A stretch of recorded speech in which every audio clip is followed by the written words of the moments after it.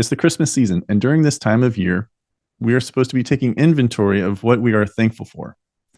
And over my holiday travels going back from Thanksgiving to today, there are a couple of things that caught my attention that is making me ask the question: do Americans see babies as a burden? And do they see fathers as expendable?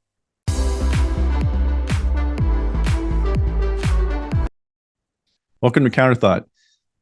This is probably the second to last episode that I'm going to get in before Christmas. Might get an episode in next week before starting any kind of holiday travels and celebrating Christmas. And I just wanted to talk to you about a non-trending topic. You know, the purpose of this podcast is to conserve America's freedom, culture, and values. And typically I am following a trending news topic, but this episode is not going to be about, you know, the MIT or the Penn or Harvard presidents. You know, that story goes back to last week. It's not going to be about them.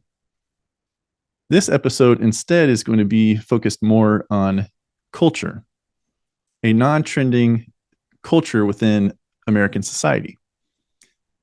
And a little story, traveling over Thanksgiving. So this is about 3 weeks ago. You know, I'm the one who does the driving on these long trips. I was behind a vehicle, and like one does as you're driving down the road, right, while paying attention to the road, you're starting to look at, you know, the bumper stickers on cars, the window stickers, you're glancing up at the billboards and everything else. And a car I was behind at one point on the trip had a car sticker. And the car sticker was one of those like baby on board types of stickers. Typically, you may have seen them, you know, they're like a diamond shape, and it'll be black and yellow, like a caution sign that we would see on the roadways. It'll say baby on board. Now, you know, many people have those stickers. I once had them, you know, as a way to signal to, you know, emergency services that, hey, there's a baby on board. You need to make sure you're coming with tools and everything to tend to, or equipment to tend to the child, to the baby.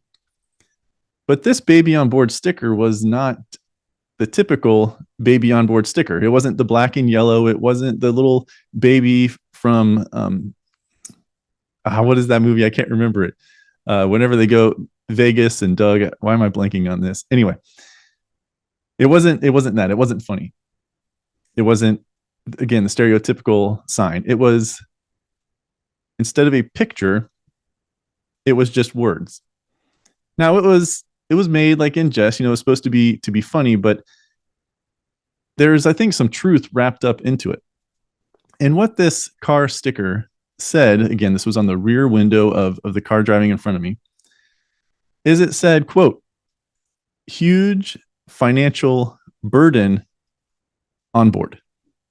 Huge financial burden on board, with a little picture of a baby to go along with it. And that made me chuckle, right? Because it's like, oh my gosh, you know, I can relate. Huge financial burden, the cost of childcare and everything else that goes into raising a child, not to mention everything they need, like food and clothes. And then you get into school and whether or not you can afford to send them to a private school if you think that would be best, or as they get older in age, you know, and looking into colleges and everything else. So instead of the typical baby on board, or the little funny baby from that one movie that I keep drawing a blank on, with Bradley Cooper and the other guy, Doug, and all that stuff, it said huge financial burden on board. And that got me thinking. I was like, wow, that's funny. But sadly, it's also true. And it got me thinking as I was continuing down the road, because that was probably just, you know, a couple hours into the 6 or 7 hour drive that I had ahead of me. I started thinking more about it, and I started thinking, wow, like, you know, there is some truth in that.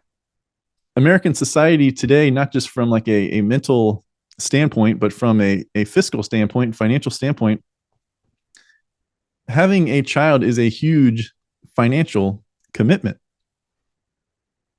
You know, having a child is a huge financial commitment.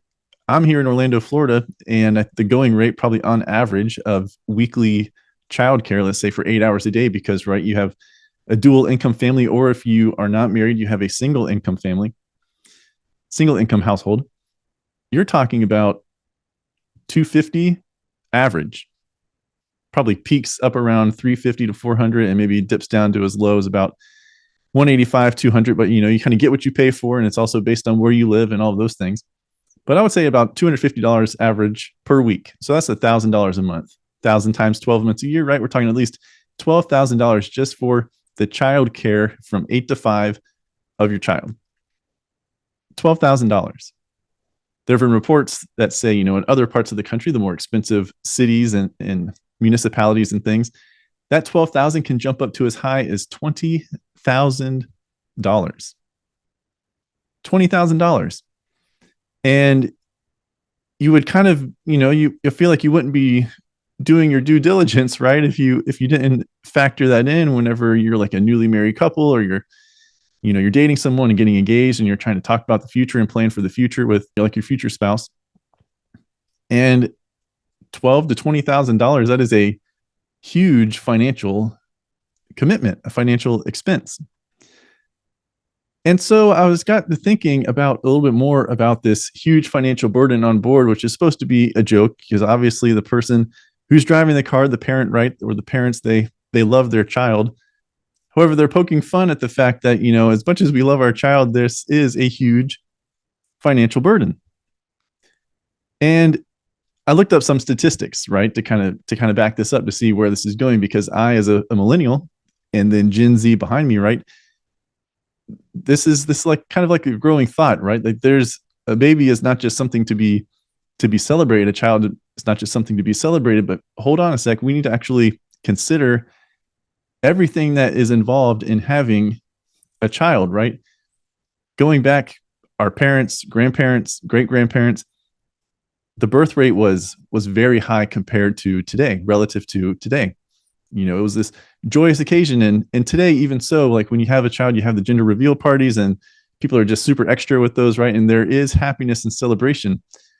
But I believe that there is this little voice in the back of our head, especially for the men, for the husbands, for the fathers, of, oh man, how much is this child going to cost, not just in the near term, but in the 18 years of life and beyond.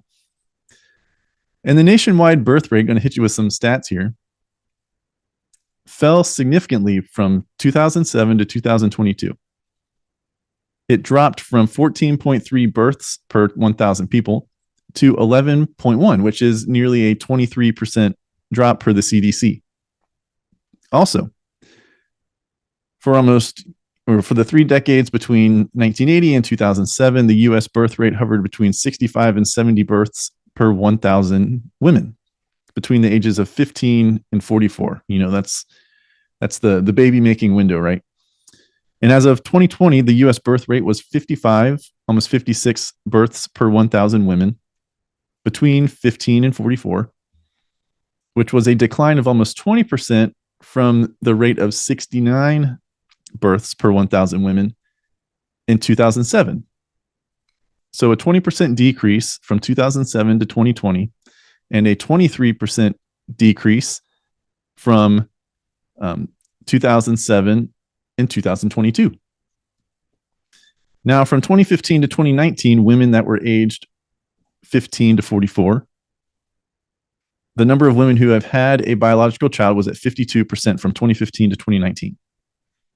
Now, compare that to women from 2011 through 2015. That percentage was up 2.5, almost 3 percentage points to 54.9%. And again, this comes from the CDC, National Center of Health Statistics, the NCHS. So we're talking about almost a 3% difference from 2011 to 2015, and a 3% decrease from 2015 through 2019, just 4 years, right? The 4 years of 55%, and then the next 4 years dipped down to 52%. So there's something really going on with this, with, I guess, the readiness or the willingness to bring in a new life to this earth, to bring in a baby into your family. And I think this little voice in the back of the head of the millennials like myself and Gen Zers, and then, the upcoming generation of Gen Alpha, is that there are potential causes for this decrease in birth rate. Some of them are economic and some of them are not. There could be, the greater take up, the greater usage of highly effective contraception, right? Birth control. Birth control has been pushed on girls for at least 30 or more years now. The high cost of raising a children, I just touched on that. We're talking about 12 to upwards of $20,000 just to get your daily care for a child because you have to work, right? You need the two-income household. The two-income household to be able to afford to live, to be able to afford rent, to be able to afford gas, to be able to afford groceries, to be able to afford saving for your retirement, to be able to afford a child and care for them, be able to afford their education, right? Insurances and the like. You also have improved occupational opportunities for women, so reasons for them to maybe remain in the workforce, maybe reasons for them to stay in the workforce and not have a child, or if they do stay, or if they do want to have a child, then they stay in the workforce for longer because of the income that they can make. And again, trying to plan for the future and be ready. And then also the high level of student debt. So another financial disincentive of having children is like, oh man, I'm making 60 grand a year or something like that. I'm 28 years old, making 60 grand a year. However, I have 50 grand or so, or 35, 40 grand in student debt, which means I have about a $500 a month payment to pay that off. So that's $500 less dollars that I have available, out of the $1,000 or so that it's going to take me to care for my child by sending them to a daycare. So there are potential causes for this decreased birth rate. And if you look at, not necessarily causation, but correlation, right, between birth rate decreasing, housing costs, expenses increasing, pay remaining stagnant, wages remaining stagnant, not increasing at the same rate as inflation. All of these things, a lot of them are financial, I believe are influencing the decreased birth rate that we are seeing today, that we have seen, like I said, shared in those statistics over the past few years. And it seems that this is kind of set up to occur this way, that the United States of America has made a priority of certain things, certain policies that has affected our culture. And we are now stuck in this place to where it is hard not to have this voice in the back of your head that makes you focus on the financial aspect of having a child, right? The two-income household. The two-income household, it used to be, going back a generation and definitely 2 generations ago, that it was just a single income, right? Typically, the husband was the one that worked and the mom stayed home. When I was born, that was my situation, right? That's how it was. And that was in the late 80s to early 90s. And then fast forward about 10, at the most 20 years, and that was completely gone. Completely gone. You didn't have the father working with making enough money to bring home for the family. No. Certain decisions like allowing investment firms, right? Allowing hedge funds and these big corporations to buy single family homes over the past couple of decades has just eaten and taken away and decimated the supply of housing. And right, supply and demand curve, less supply, higher demand, higher costs. So there are factors within capitalism that have led us to this point. Now, there is a bill that is being floated out there or being proposed to eliminate the possibility for these hedge funds, these investment firms, to be able to buy up all these properties, which would single family homes, which would increase the supply and hopefully then increase or decrease the price and the cost of a home. There's one that was just renovated across the street from me. 3,200 square feet, 5 bedrooms, I think 2 baths, maybe 2.5, something like that. $650,000. $650,000 for that home. Now, not just $650,000 though, you got to factor in the 7 to 7.5% mortgage rate that you're going to get. And you're probably looking at, I didn't do the math, but I'm guessing that's going to be around a $3,500 a month mortgage payment. $3,500 a month, which is going to be what, about 43 grand or so a year that you're paying just to cover your mortgage. And that doesn't cover the insurances and everything else and the property taxes that also go into owning a home. So can you see how much money you have to earn just to be able to afford a house? And again, the voice in the back of your head that it just stays there, right? It chirps. It chirps every time you're starting to contemplate, like, oh, are we ready? You newlywed couple, are we ready to grow our family, to have a child? Oh, good grief. What if, what we do want to get pregnant, right? We made that decision. And then what if we are surprised with twins or triplets?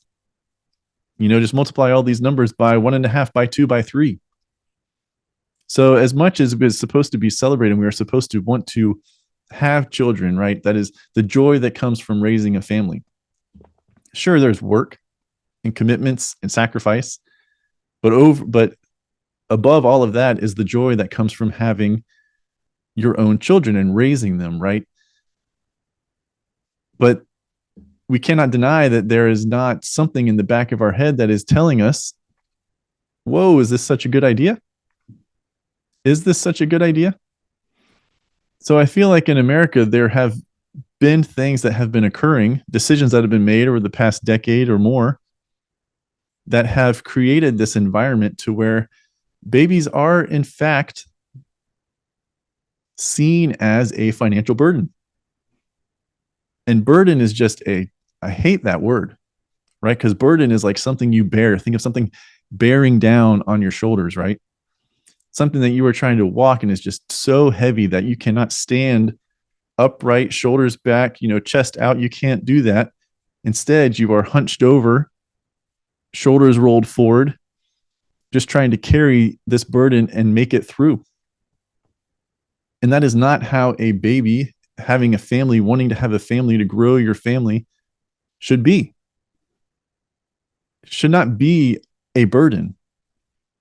Burden should not even cross the mind. It should be a celebration. Yes, struggles, tough times. I'm aware of that, and I recognize that. But that is never to feel like a burden. Never to feel like a burden. But we have created in this society, maybe not you and I specifically, but we have allowed it to become so, to where children are considered, at least a little bit, as a financial burden. But that car sticker was not the only thing that I've seen in my past 3 weeks of traveling and being in this Christmas season. Again, we are supposed to be thankful for what we do have, thankful for the family we have, thankful for the friends we have, thankful for the job that we have, all of these things, thankful for the experiences that came to us that we had in 2023, looking forward into 2024 and having a great year, making changes, having improvements, have an abundance of love and joy and happiness, and maybe a better job and career steps and all of these things, the growth of your children. But the other thing that caught my attention, in addition to this car sticker, was a commercial. Now, I thought the commercial was for Spectrum or Charter, like Spectrum Mobile or Spectrum Internet, but I tried to look it up and I couldn't find it. I've only seen it once on TV. But the commercial was this. We just imagine, right, the Christmas commercial. Just imagine the Christmas commercial. You got the Christmas tree in the background, kind of blurry a little bit because you're focused on the foreground instead of the background. So you're focused on the family. And it's a father sitting at like the kitchen table, and he has his family with him. He's called a family meeting. He's got his wife to his left side, and then across the table are the two girls. 2 or 3 girls. 2 girls and maybe a son. Anyway, family of 4, family of 5. Father's standing there. He's like, family meeting. He has his hands on the table. He's going, all right, family. All right, kids. This year for Christmas, not everybody is going to get something. We have to cut something out. We just don't have the finances to spread out enough of the money for everyone to get the gift that they're looking for. Right. So we're going to have to make a sacrifice. We're going to have to cut something out. So he goes around the table like, honey, you wanted such and such. Okay. we'll get you such and such. All right, first child. Now, baby, like you wanted something like this. You wanted a doll of something kind. Like, I think we're going to get that. Other daughter. Okay, you wanted this play set of some kind, blah, blah, blah, blah, blah. I think we're going to get that. Now me, oh, wait. Shoot. Like, what are we going to do? Is daddy not going to get anything? Like, what's going to happen? And basically the family votes in agreement. Is like, yep, sorry, daddy, you're gone. And not just like, daddy, you're not going to get presents. It's like, daddy, you're gone. Just like, poof, you're gone.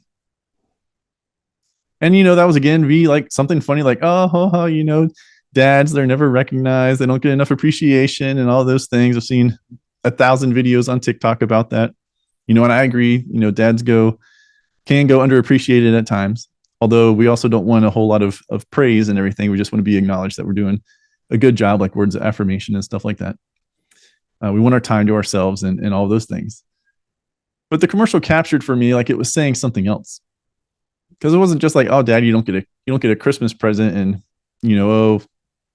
whatever, big deal. It was who has to leave? Like that was the question in the commercial. It was who has to go, who has to leave, not who doesn't get something. It's who has to basically disappear, be no longer part of the family. And I know it was made in jest and it was supposed to be funny, just like the baby car sticker. But there's something to the fact that it was the dad that had to go. And right, that goes along with what we've seen in society, especially when it comes to family law. Right, we know the statistics are way on the side of the mother to retain custody of children in divorce proceedings. And we know that the mother gets the majority of like the love, or it seemed to be that way, like with our society. When you think of Mother's Day and everything else, it's mom gets Mother's Day and dad has Father's Day. But the extravagance of Mother's Day, going out to eat and then flowers and springtime and all of these things is just a much bigger market. I think it's like one of the number 1 or 2 holidays celebrated in the year is like Mother's Day. Father's Day, I think, is behind something like, I don't even know, like Labor Day or something like that. Maybe even farther down the list, like maybe not even in the top 10. But that's what we've created in our culture, right? The mothers are celebrated, right? Like the matriarchs of the family. And the commercial to me was saying like, we are seeing or we consider fathers as expendable. Like they are unnecessary. They are not needed. And because they are not needed, they can just poof, be gone, left off the Christmas list, taken off the family, as this commercial was depicting, and they are expendable. And I've talked about this in previous episodes, both topics really. In episode 4, I talked about the nuclear family. That's not available on video. You'd have to listen to that one on your podcast app. But episode 4 was about the nuclear family and the importance of the nuclear family, which is husband, wife, and children all in the same household. And that is the best way to, statistically showing that is the best way to raise up your children or raise a family. Episode 44 was about protecting your children from the evil that is in this world. Right. And then episode 54, so 44 and 54 are available on your podcast app and on YouTube and Rumble. Episode 54 is about fatherhood in America and how fatherhood is not being appreciated and is not giving its due for the value that it brings. There are statistics that show, and I talk about it in that episode, I believe in episode 4 and in episode 54, that statistics show like there is actually a greater impact and improvement, a greater impact significance when the father is in the household versus the mother, when you look at the outcomes for children and graduating, I believe it is, or not going to prison. But the mothers get all of, or most of, the appreciation and the accolades and the focus and all that stuff. So while this commercial, just like the car sticker, was trying to, making light and trying to bring laughter during this Christmas season, the dad being the butt of the joke, it is saying it's saying what society is telling us, that the fathers are seen as expendable. The fathers are seen as expendable, which I wholeheartedly disagree with, right? I mean, I am a father myself, and I know I am not expendable, but that is kind of this culture and this belief that we have created in this society. The father disappears, well, there's the mother, and then you get the family that's going to come in. Your grandma, your mom's mom is going to swoop in and help, and it's going to create this little village. And if you need to be on welfare, then you're going to get the welfare checks and everything else. So these two things, again, the sticker and the commercial, yes, they're trying to be funny and bring humor into this time of year. However, they are also capturing, I think, real thoughts within our culture, within American culture, that as much as we don't want to admit it, we do think about the financial aspect of having a first child, a second child, a third child. And as much as we don't maybe want to admit it, we do think that if I had to choose between mom and dad, I would rather choose mom. And on behalf of fathers out there and men, fathers are not expendable. Fathers are very important, especially if you have boys in your household. We look at things in this society and how people are going crazy and have like no direction and don't know what their identity is in. So they just pick and choose things, whether their identity is their sex or their gender, or their, whether they're a good kid or a bad kid, or going to make good choices, bad choices, and all of these things. You can tie it back to, in a lot of cases, whether or not there is a father in the household. Now, not all fathers are perfect. I am aware of that, and I agree with that. But there is a lot of causation or correlation back to whether or not there is a father present in the household. So we need to instead not be thinking about children as a burden. We need to be thinking about them as a blessing. And also, we do not need to think of fathers as expendable, but fathers, like mothers, need to be cherished and loved and valued. So all in all, as you go through this holiday season, right, very cheerful topic, right, for this episode, be thankful for what you do have. If you are a parent watching this, be thankful for your children. Love them well. Husbands, wives, children, be thankful for your fathers, right? Stand up for those in your family. Stand up for the blessings that you have, the people in your life, the children you have, the fathers you have.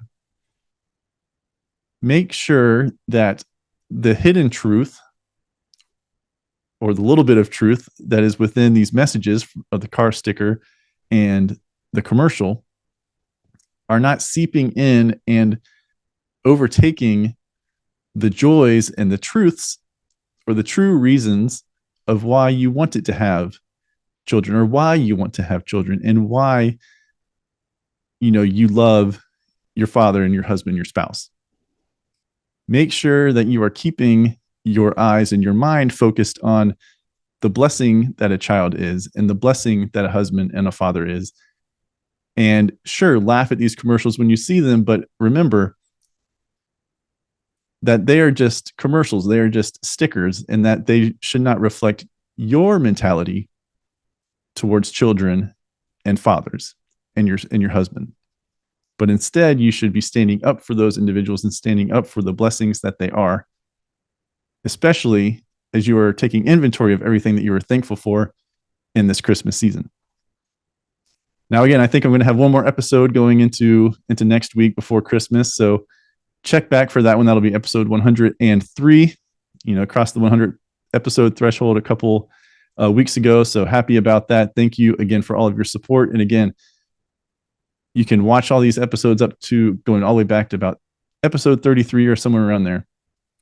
But you can watch all of those from 33 on. Anything else is just audio only. And if you are interested in the other episodes mentioned in this podcast, it was episode 4, episode 44, and episode 54. All right. Thank you for watching. Have a Merry Christmas. Hi, I'm Brian Kletter, the creator and host of the Counterthought Podcast.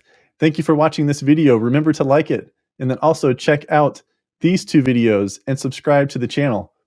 For more daily content from me, you can find me on Instagram at CounterThoughtCEO and the official Counterthought Instagram page at counter_thought.